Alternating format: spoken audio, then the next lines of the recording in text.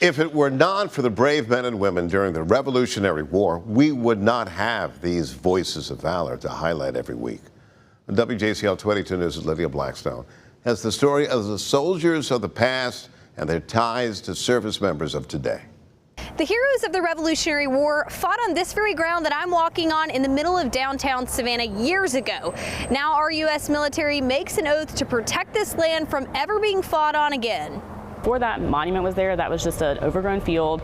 If you're driving down MLK Boulevard, you're going to pass this, a remnant of the Revolutionary War left vacant until 2003, restored by men like this. There was a man who was a veteran who was working on the battlefield. And so he was one of the people that's cleaning off that monument. And he brought his little son, who was about 3, to the monument. And the little boy started to walk on the stones.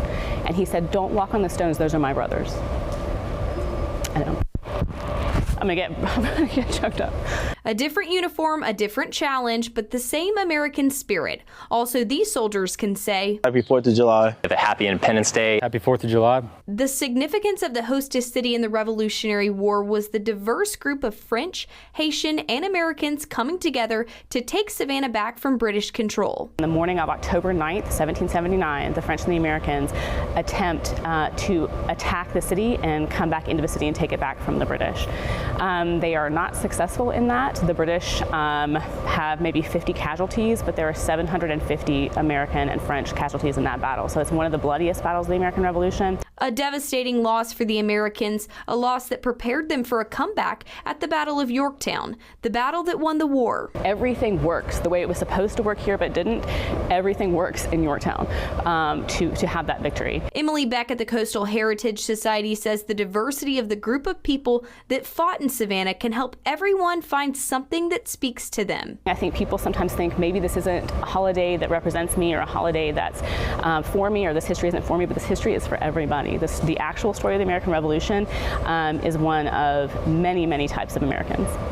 And if you would like to pay a visit to Battlefield Memorial Park, you can do that with their tours on Friday and Saturday, with an extended tour happening on July 6th. At Battlefield Memorial Park in downtown Savannah, Lydia Blackstone, WJCL 22 News.